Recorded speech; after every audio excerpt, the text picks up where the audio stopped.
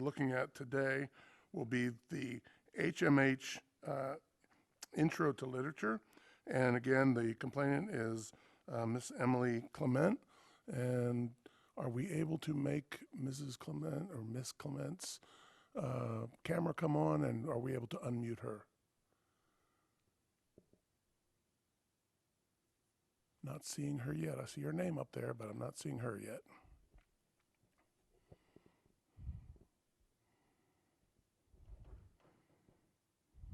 I'm here. Can you hear me? Okay. Yeah, we can't see you, but we can hear you. Good. Yeah, That- I can't see you either. Oh, okay. Well, that's interesting. Sorry about that. All right. So you will have 3 minutes. You want to do my timer, please? You will have 3 minutes to let us know why you believe that this material should be either removed or in some way restricted. So go ahead, please. You have 3 minutes. Okay, thank you. Thanks for giving me time to speak today. I'm a mother of two in the Fort Mill School District. God has blessed me for sure. The dictionary definition of language arts is the study of grammar, composition, spelling, and sometimes public speaking, typically taught as a single subject in school. HMH Intro to Literature, the new language arts textbook that Fort Mill schools, and I'm assuming all South Carolina schools, are using this year to teach students, is far from this definition. Parents put their trust in the state, local school boards, administrators, and teachers to protect their children from evil, not encourage them to follow the darkness. This textbook is full of poems, short stories, essays, and long reads that have been banned by many libraries and school systems because they contain sexual immorality, rape, racism, violence, guns, and suicide. The Bronx Masquerade and House on Mango Street are two long reads that students were required to read from this textbook. I will discuss those more in the following complaints. Hush by Jacqueline Woodson is also in this textbook. It contains descriptions of police brutality, racial violence, and a suicide attempt. This book deals with some pretty severe and serious topics. It has been banned by many schools. Hades, Lord of the Dead. The title should speak for itself. Why would we want our children doing a deep dive on the devil and hell? This country was founded on God, not Satan. These are just a few. There are many dangers in allowing students to study these topics and read these types of books. During the last 2 decades, suicide of Americans ages 10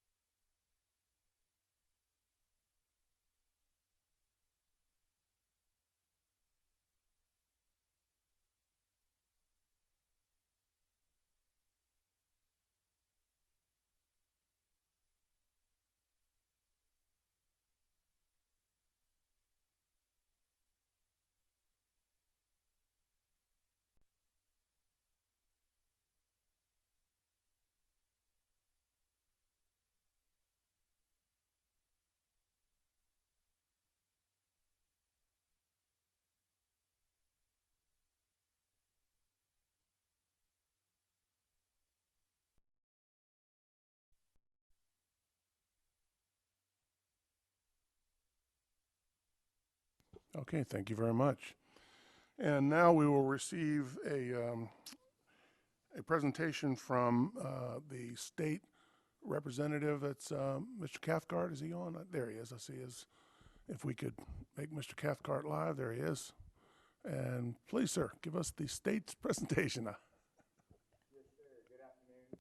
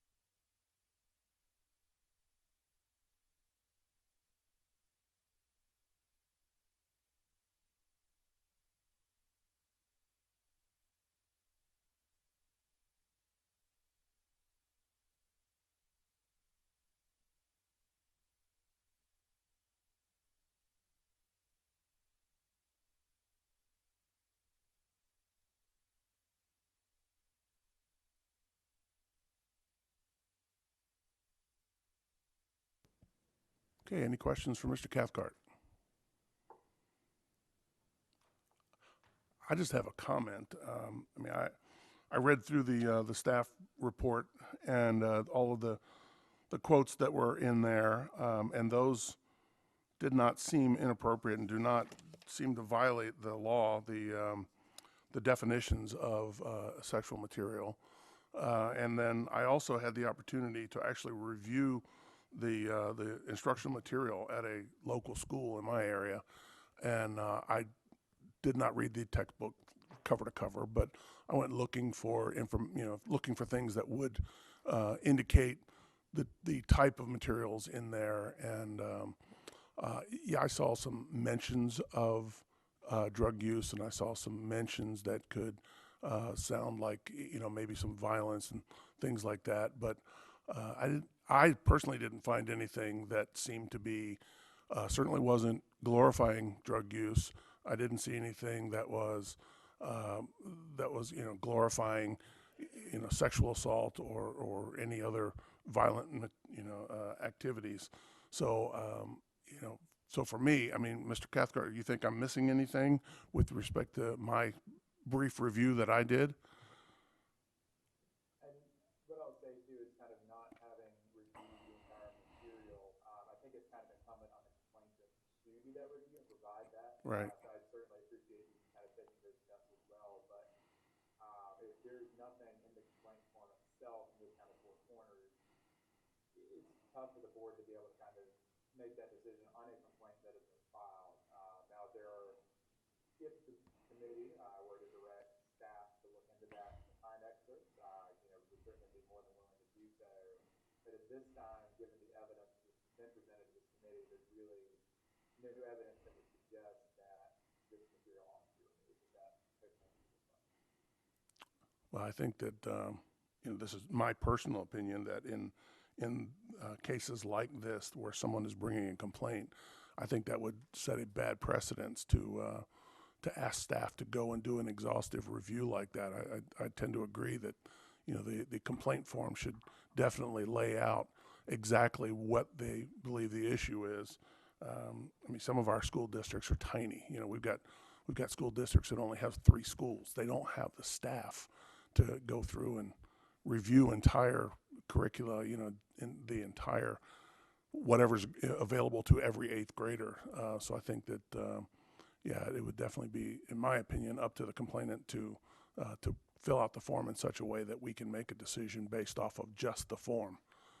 So I would see the only responsibilities that the staff at a district level or even at the state level would be to one, confirm is that material available in South Carolina schools, and 2, are the quotes accurate? And if both of those things are true, then I think we should work with the material, work with whatever's on the complaint form. So that's my opinion out of the way. Looks like Ms. Kriminger has a comment or a question. Can we unmute her? She's unmuted? Okay, we're not hearing you yet. Oh, there she is. I am. Mr. Chair, as a former English teacher, I can say that I've taught many of those materials that are in that textbook. A lot of those short stories have been, and poems have been in our ELA textbooks for decades. And through the process, before the state board okays a textbook, we do have a great teacher committee, selection committee that goes through each of those textbooks. They can't read everything, of course, but even at the school level, the teachers have the availability of going through the selections to see what's there, and it's open up to parents and community members. But I have no objection to some of the materials, the ones that I have taught, that did not contain anything that justifies going against our regulation. Okay, thank you. Any other questions or comments before we ask for a motion? Okay, hearing none. Do we have a motion on this particular piece of material? So again, we could choose to do nothing and ask the complainant to fill out the form more. We could remove it completely from all South Carolina schools. We could restrict it to certain grades. We could restrict it to the parental consent, or we could have it unrestricted in South Carolina schools. So does anyone, would anyone like to make a motion? Mr. Chair? Yes, ma'am. Manager, I move that this material be retained in the 8th grade curriculum. Okay, we have a motion. Do we have a second? Allison seconds. Chair, sure, I second that. You're gonna have to speak into that thing. Oh, okay. She didn't hear you. All right, that's okay. And all right, we have a second. Is there any further discussion?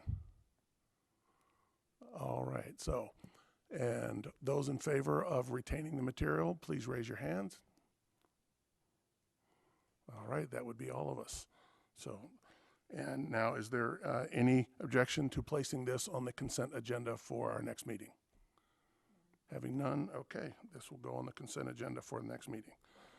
All right, our second. Sorry, I hate to interrupt. I've just been made aware of a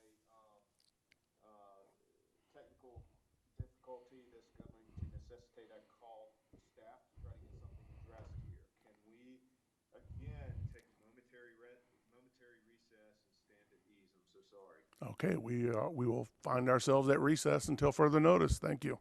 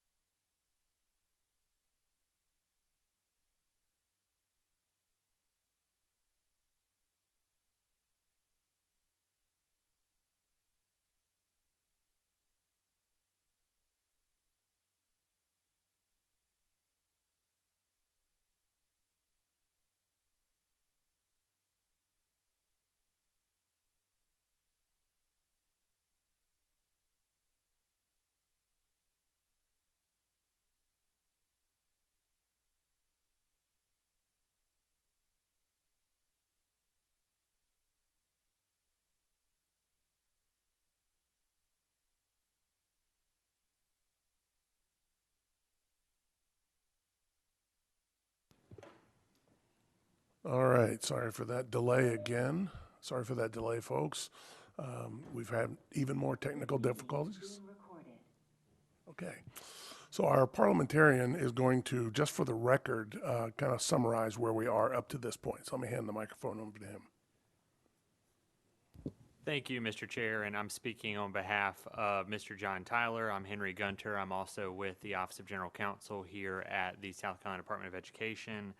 Apparently, there has been another technical difficulty where some of our public audience members on WebEx can hear the board and the comments by other members, but others cannot. And so just to kind of frame where we are now, the board has considered the first item before it, the HMH, into literature. The board heard testimony from the complainant, Ms. Emily Clement. After considering that, the board heard from Mr. Robert Cathcart with the staff summary and staff recommendation. Dr. Hanley offered a comment, as well as Ms. Kreminger. I certainly don't want to put words in their mouths, but both of them, I would say, spoke in favor of retaining the material. Thereafter, Ms. Kreminger made a motion that the material be retained. That motion was seconded by Ms. Allison, and all voted in favor. So the board was preparing to take up the second item at the time we were made aware of the technical glitch. So that is where we are now. Hopefully all has been remedied and everyone can hear each other now. Again, we apologize. This went off without a hitch last time, so we are just learning as we go, but hopefully all the issues have been addressed and we will be able to move forward. I'm going to hand it over to the chair now.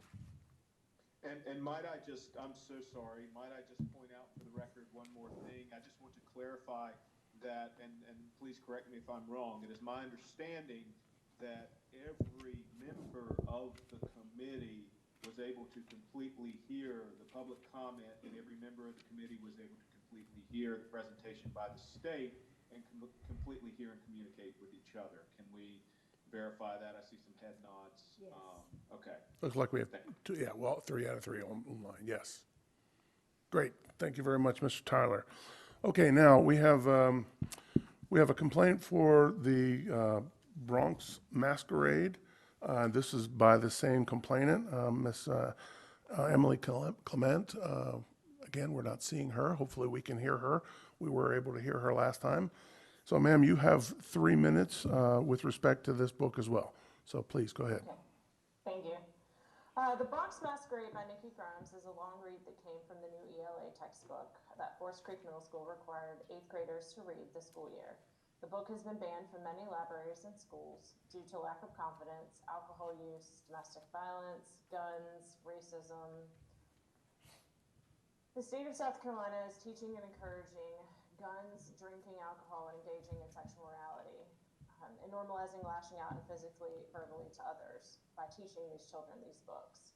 On the first page of the book, the student starts by saying, white folk, who they think they're kidding. They might as well go blow smoke up someone else's you-know-what, because a black man's got no chance in this country. I'd be lucky if I make it to 21 with all these fools running around with AK-47s. Page 13, the character discussed her sexual and domestic violence encounter with a boy. Page 21 mentions sipping beer through chipped teeth. 36 contains a story of teenage pregnancy and how she wants to get pregnant so she can have someone to love. The character on page 46 says, she's so fine, so I can see why a guy would want to give her a child. Page 57, that little white girl.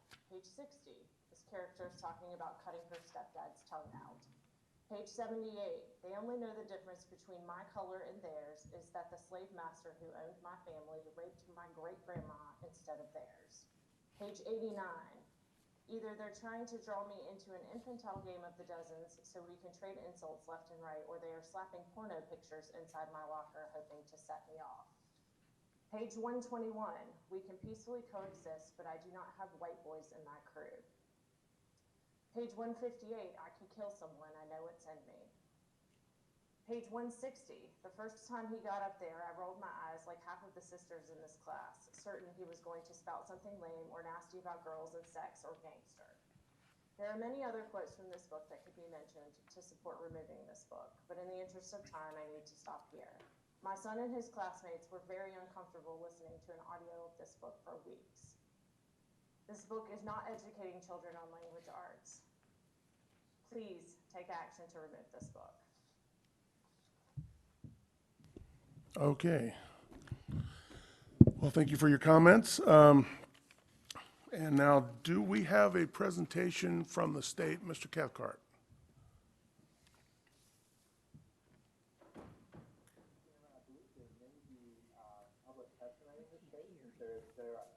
You want to go to public testimony next? Okay, great. Nope, that's fine. All right, so we have two people that wish to speak in favor of retaining the material. Let's see if we see both of their names up there. I see one. Yes, I see both of them. Okay. So first we have Catherine Fraley, who wishes to speak in favor of the material. Because we have two people who are wishing to speak on this, each of you will have 1.5 minutes. So, Catherine Fraley, there you are. Ed, Hi, good afternoon. go ahead. Actually, I would like to yield my time to Taylor Simon so that they can have the full 3 minutes, please. Okay, thank you. One last note, Mr. Cathcart, it's kind of difficult to hear you. If you don't mind getting a little bit closer to your microphone. Thank you. Okay. And Taylor Simon? There's Taylor. Okay. So now you'll have 3 minutes. So please go ahead. Thank you so much. Hello, my name is Taylor Simon. I'm the owner of an independent bookstore, author, and an advocate for literacy for all. I'm speaking to you all today in defense of keeping Bronx Masquerade on South Carolina school shelves. For those of you who haven't read this book, it is a novel in verse written from the perspective of several high school students from diverse backgrounds. The story includes the voices of Black, Latine, and white characters as they navigate finding themselves and finding their voices through their English language arts classes, poetry, open mics. We get to witness how the power of poetry connects these students by sharing authentic and vulnerable parts of themselves. They share about their experiences of relationship violence, which 1 in 12 teens experience violence in their relationships, teen pregnancy, which South Carolina ranks number 38, parental abuse, learning disability, which over 40,000 students in South Carolina are diagnosed, and image and identity issues. This book is a perfect example of what I share with children and adults alike, that books are mirrors where readers can see themselves and windows where they can safely see into the lives of other people. I honestly cannot think of a reason why anyone would want to take away this book from students in our South Carolina schools, except for not wanting to expose students to real issues that all students go through. While the issues highlighted in this book are heavy, there are no explicit descriptions per the definitions of descriptions provided by the chair of this committee. And these are just authentic stories of young people trying to come of age, which our students go through every day. Talking about racism, race, and other heavy topics doesn't encourage students to conduct these behaviors. This book specifically encourages students to receive support for the heavy topics they may go through. If parents personally don't feel comfortable exposing their children to certain topics, they should have individual conversations with their children to clarify any familial values that may go against what material is being taught in school. This book gives such a powerful message. Don't be afraid to be yourself, and don't be afraid to connect with people past your initial prejudices. Every teen needs to remember that. Please keep Bronx Masquerade on our school shelves. Thank you. All right, thank you for the comment. And did you send an email to us as well? I thought I remember I seeing. can send this in an email, but I can. No, that's fine. I just thought I remembered seeing an email that sounded very much like your comments. So, all right, so there's someone else out there that has a bookstore that also advocated on behalf of the book. So, all right. And so that's our comments. Now, Mr. Cathcart, does the state have a presentation for this material? Yes, sir, Dr. Hanley and members of the Instructional Materials Committee. Just quickly, there was not a staff recommendation given, but once again, I kind of want to lay out the procedural history, just talk briefly about viewpoint discrimination, then kind of going down to whether or not there's sexual conduct in the material, and then finally kind of touching on to the definition of age developmentally appropriate. So briefly, procedurally, once again, this was challenged at the local level at Fort Mill. Because it was challenged as part of the curriculum, I was brought to the state board, the Instructional Materials Committee specifically, rather than going the local level because it was part of that state adopted curriculum. A little bit of background, the curriculum recommends several materials as quote unquote long reads. So these would be read in their entirety, which seems to be the case in this particular instance. I think it's also worth noting that this material also exists in excerpt form in the HMH curriculum itself. So there's kind of two ways you can look at it, two formats, if you will. The first is the full book recommended as a long read. The second are the excerpts in the material. In staff review, the excerpts mentioned in the complaint form and that are before the committee are not in the textbook itself. So I think that's kind of important. The second thing I kind of want to go down to is just once again kind of viewpoint discrimination. So once again, this board made it clear in its regulation, and this is clear in federal constitutional law as well.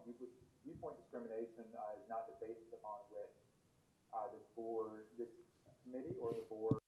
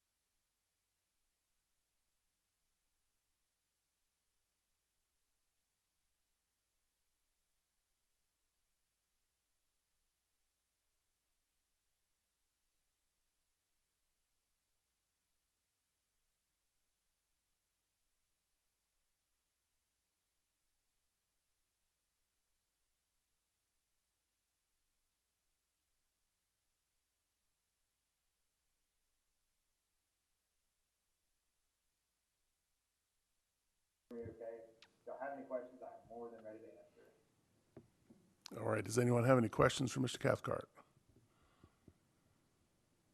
Okay, I only have one thing that I wanted to say about that, is that in looking through this, I appreciate there are several quotes that are in here, but the one reference for page 13, the character discusses her sexual and domestic violence encounter with a boy. I understand that this might be upsetting to some parents, but I personally, I don't see enough detail there. I would need to see a direct quote from the book to know if that would violate the regulation or not. And then this also, this on page 36, the story glorifying teen pregnancy. Again, I would want to see the direct quotes to be able to know if that would be something that violates the regulation or not. So I'm not sure I have enough information to make a recommendation on this action today. Any other discussion before we ask for a motion? Okay, seeing none. Would anyone like to make a motion with respect to the Bronx Masquerade?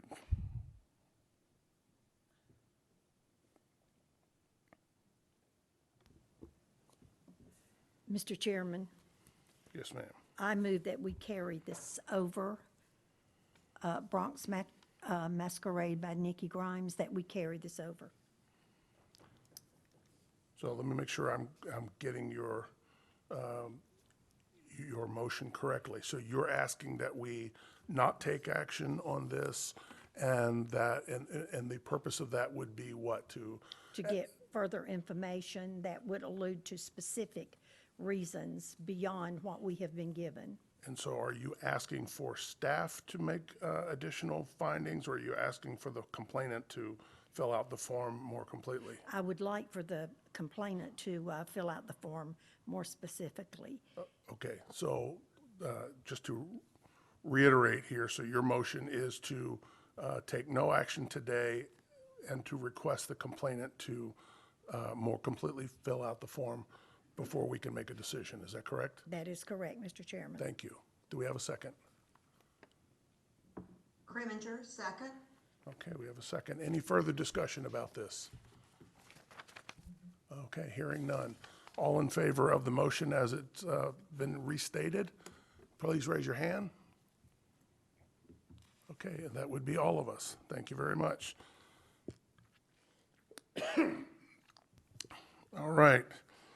Next, and it looks like we got out of order because I think our order on our speakers docket is different than the order in the agenda. So we did get out of order. So the next one will be House on Mango Street. And again, the complainant is Miss Emily Clement.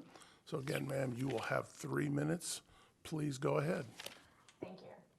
The house on Mango Street was given to the GT ELA students to read at Forest Creek. It's also listed as a long read in this textbook on the state approved list per Forest Creek Middle School. This book is a series of vignettes, literary snapshots covering a year in the life of 12-year-old Esperanza, who's living in poverty in a racially segregated area. Esperanza explains that outsiders who drive through her neighborhood lock their doors, roll up their windows because they are afraid of them due to the color of their skin. In her neighborhood, it is acceptable for a husband to lock his wife outside of their residence. The book follows her life as she navigates friendships, endures sexual assault, and looks for ways to escape the neighborhood. It mentions her and her friend walking around the neighborhood in high heels and kissing older men. She uses men as an escape route for her abusive father. It describes Esperanza being sexually assaulted by a group of boys and her friend being beaten by her father. 3 characters die in this book and implies one died by committing suicide. The House on Mango Street has been banned from curriculum in various schools because it depicts controversial topics such as domestic violence, sexuality, racism, and suicide. Many school boards have found this content inappropriate for students. This book was banned in North Carolina last year when parents challenged its sexual content and profane language. Again, Forest Creek and the school board did not address parents' concerns with children reading this book. They are leaving it to the state to make a decision, and I'm praying that you decide to ban this book so that future students like my daughter are not subjected to the topics when their brains are not developed to process them. Thank you. Okay, thank you for your comments. And so now we have speaking in favor of retaining the material. Boy, I hope I don't mess this up. Robin, is it Liebenberg? I see her up there. Yeah. Are we able to get her unmuted, or is she muted herself? Or Robin Liebenberg. oh, there you are. Great, thank you. Hi, retired English teacher living now in Beaufort County. Thank you for the opportunity to defend this beautiful and unusual literary work. House on Mango Street was in the freshman curriculum where I last taught, beginning in 1985. It's now used for multilingual learners in that school system. Like all curricular, it was selected for a variety of reasons. The rarity of a strong female Latina protagonist. Consider 350,000 identify as Hispanic in South Carolina today. It has real-world events and consequences. The unusual mode of discourse, choosing to tell the story in vignettes outside a linear timeline, groundbreaking. It's award-winning contemporary female author. The book itself won the American Book Award in 1985. Cisneros went on to win 4 other major awards, most valid of all. It's gorgeous, yet simple poetry. In lyrical language, a young girl, Esperanza, which means hope, discusses growing up in a lower-income Latino neighborhood, describing her friends, her family, and her neighbors, and her dream to, quote, have a house all my own, only a house, quiet as snow, a space for myself to go, clean as paper before the poem. unquote. In short, poetic installments, Sandra Cisneros captures the sadness and desperation Esperanza sees among her neighbors, especially the women. Esperanza writes about her house on Mango Street with, quote, windows so small you'd think they were holding their breath. Her mother, who quit school, pushes her to continue her education. Her friend Sally gets married too young and ends up trapped by her husband, who doesn't allow her to see friends or leave the house. There's also the confusion that comes with growing up and the beauty in small moments, like riding a bike with friends. Esperanza is a smart, gifted narrator who's determined to forge a better life.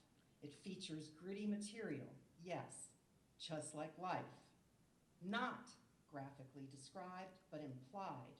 Often used in classroom settings, parents and teachers can open up a variety of discussions with this book, including about the importance of consent, making it perfect for all early teens and the important conversations they need. Why you would consider banning this or any selected book is baffling. Trust what your educators chose. Thank you. Thank you for your comments. All right, so now, Mr. Cathcart, do we have a presentation from the state? Yes, sir, Dr. Hanley and members of the Instructional Materials Committee. I'll keep it once again, hopefully briefer than last time. Can y'all hear me okay? Yes. All right. So once again, just kind of very briefly procedurally, this also was a recommended long read in the 8th grade curriculum, which is how it reads the Instructional Materials Review Committee and the state board as a whole, as opposed to going through the normal process, just because it's also being used as part of curriculum, and so it made more sense under the board's preemption authority to be able to bring it up to this committee to decide rather than making a local decision on future curriculum. Secondarily, once again, kind of on those speakers brought up viewpoint ideas of kind of why this would be good, why this isn't good, based on kind of the ideals expressed in the material. Once again, viewpoint discrimination or looking at viewpoints one way or another is not a consideration under this regulation, but instead, is it age and developmentally appropriate, and does it contain sexual conduct as outlined in South Carolina Code? So I think it's always important to kind of remember that framing. Once again, I think there was a comment made that this book is removed in other classrooms and in other states and in other districts. Once again, this committee's job is not necessarily to consider what other states or jurisdictions have done, but rather to consider, once again, from an objective standpoint, does it or does it not violate the regulation and the definition of age is developmentally appropriate. Once again, as with the HMH curriculum in the complaint form, there simply is not enough material or excerpts to be able to make a judgment call one way or another. There were kind of things alleged in testimony kind of on both sides. However, there were no specific passages referenced that either would or wouldn't be valid as regulation containing sexual conduct or anything of that sort. So I think it would be premature for this committee to make a determination on that without any actual excerpts. As I think this committee has noted, and quite wisely, it really comes down to those excerpts specifically, and do they rise to the level of description of sexual conduct, or are they mere oblique reference? And so I think that's an important distinction to continue to maintain. And so as of now, at least the complaint form is not fleshed out enough, does not contain enough evidence for this committee to say it is violative of the regulation. That concludes my report. Okay, thank you very much. Does anyone have any questions for Mr. Cathcart or any comments?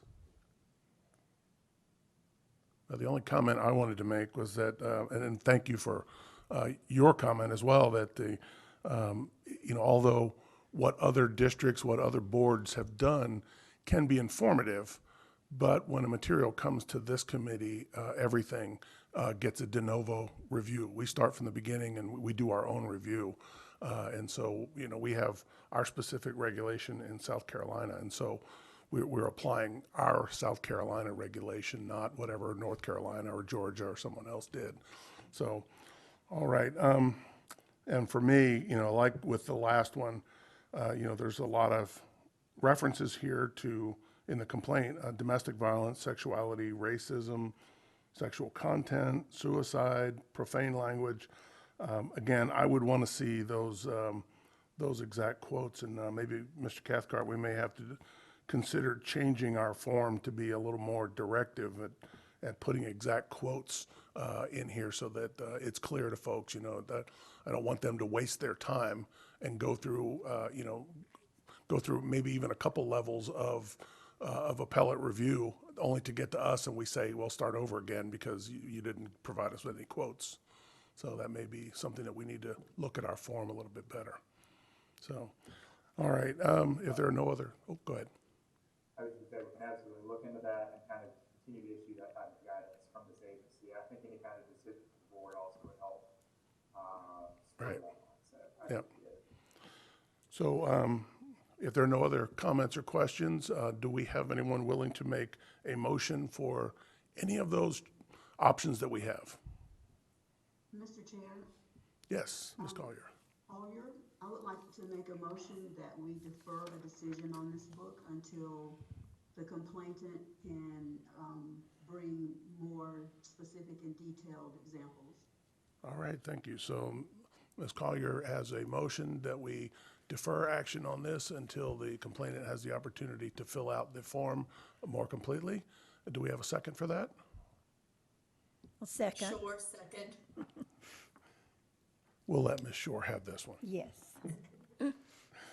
All right, so we have a motion, we have a second. Any further discussion? All right. All of those in favor of the motion as stated, please raise your hand. Okay, I think that's all of us. Thank you very much. And is there any, oh, actually, never mind. Let's see. Then we have our fourth and final material for today. That was one that was held over from the last meeting. We asked for a deeper dive into this, since this was a material that was, that the committee and the board chose to take up on our own. It was not coming in as a result of a form. We had about a half a page of recommendations, or excuse me, excerpts from the recommendation last time, and we asked for more detailed information, and we ended up with about 5 pages of information this time. So, all right, let's have public comment on this. We have Miss Jennifer Rainville, who will be speaking in favor of this. Ms. Rainville, are you on? I see your name up there. Hey, there you are. Yes. Great. Here, can you hear me? We can, and so you'll have 3 minutes. You're the only person who asked to speak about this one, so please go ahead. My name is Jennifer Rainville, and I'm the Education Policy Attorney for Appleseed Legal Justice Center. I'm here today to defend Crank by Ellen Hopkins, a book that does not violate 43170.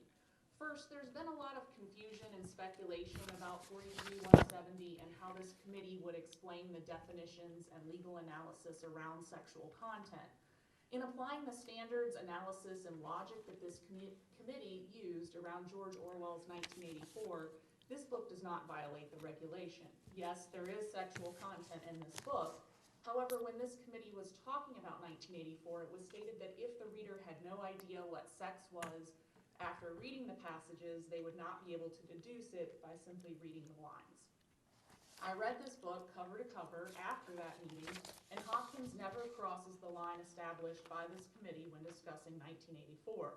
Yes, there is a sexual assault and other sexual encounters in this book, but they are described in a way that is too generic, too nonspecific. No body parts are graphically described, no acts are described in graphic detail. Therefore, it does not violate the regulation. Yes, there is also a lot of drug use in this book. It's the story of a teen who struggles with addiction. Christina is a straight A 11th grader who has her life together and then goes for a visit to reconnect with her estranged father and goes from never having tried drugs to being an addict in just 3 short weeks. She never glamorizes the use of drugs and calls them the monster throughout the whole book. She talks about how this monster ruins her entire life, all her relationships. She's never able to kick the drug despite desperately wanting to. This book very clearly describes the exhausting chaos that her life devolves into after using drugs. If anything, it's a cautionary tale to discourage drug use. Many teens will be offered drugs or have the opportunity to try drugs in high school. In 2022, a report by the CDC found that 30.7% of high schoolers admitted to having used marijuana in the last year. It's important for teens to have context on how drugs can ruin your life. Despite parents and adult warnings, teens can benefit from reading a story about how quickly your life can be ruined by just a couple of poor choices. Christina's story is compelling and told in a voice that's easy for teens to hear and understand. Books like Crank are important because they teach important life lessons in a safe way that's easily understandable. I think that this book is age and developmentally appropriate for high school students and should be retained. These are real issues that teens are facing. This book serves as an excellent entry point into these complicated discussions for parents and teens to have, with one another. I'm happy to answer any questions of the committee since I read this book cover to cover. Thank you so much. Thank you. Thank you for your comment, and you got in just under the 3 minutes. Good job. All right. Now, Mr. Cathcart, do we have a presentation from the state on this? Yes, Dr. Hanley and members of the Instructional Materials Review Committee, I appreciate your diligence and everyone's diligence in my waiting, getting everything going with this committee hearing today, and also for the board to kind of clarify exactly what the lines are. So what does description mean when it comes to sexual conduct? So this is kind of the updated review from staff. So you'll notice it includes more excerpts. There's kind of two questions when you approach the definition of age developmentally appropriate in the regulations that this board has. The first is, does it contain descriptions or visual depictions of sexual conduct? In this case, it definitely seems to be a somewhat close call. There's a number of passages in here that get closer to description, perhaps, than some of the other materials this committee has reviewed, but I think that question is best left for the committee. However, even if it does not contain descriptions or visual depictions of sexual conduct, there's also the general definition in the regulation of what is age developmentally appropriate. This includes topics, messages, materials, and teaching methods suitable to particular ages or age groups of children and adolescents, based on developing cognitive, emotional, and behavioral capacity typical for an age or age group. And so even if this committee doesn't find that it has sexual conduct, which, as a reminder, is a complete bar to being used in any classroom setting, then the committee can also evaluate this material under that definition. As a reminder, the committee has 4 options. So the first is to retain. The second is to restrict by age. The third is to restrict only to parental consent. And the fourth is to completely remove. If this committee finds that this material does not contain descriptions or visual depictions of sexual conduct, our recommendation would be that this committee restrict to parental consent. With that, I stand open for any questions the committee may have, and I appreciate your time and diligence in reviewing all this material. Thank you, Mr. Cathcart. Any questions for Mr. Cathcart? I certainly appreciated the additional review and the additional quotes that were provided to us, and I would certainly agree with our public commenter that that this material, much like 1984, goes up to the line. In fact, I think that this author may have gotten a little closer to the line, but still, I don't think she actually crossed it. Yeah. So, all right. Well then, so we have a recommendation from the State Department. We certainly do not have to accept that recommendation. And certainly the other thing is, if we're going to have a parental consent as recommended by the state, I would want it to be an informed consent, and therefore I would want this entire 5-page report to be available to every parent so that they would have the opportunity to know what they're getting into when they sign this. But this has been characterized as a cautionary tale, and I would certainly agree with that. And I think that this, for those parents who believe, and only a parent knows their child, but it might not be appropriate for all 9th graders, but for that mature ninth grader, the parent really feels like their child is ready to go on this, that may be something great. So I would want the parent to have this entire 5-page report from the state before they were asked to sign a consent form for that. So that would be my recommendation if we do that. So is there anyone ready to make a motion for any action on this book, Crank by, excuse me.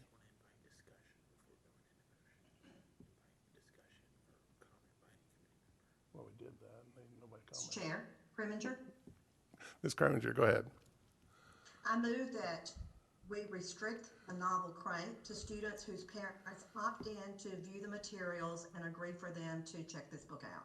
Great, thank you. So we have a motion to restrict to opt-in parental consent for this book, Crank by Ellen Hopkins. Do we have a second?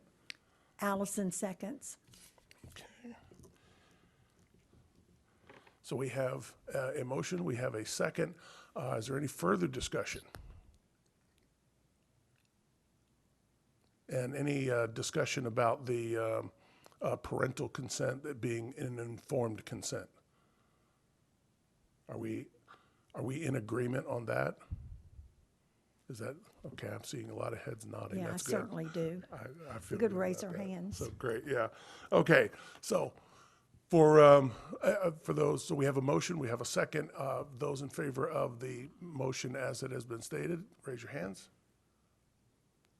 Okay, that's all of us. Thank you very much.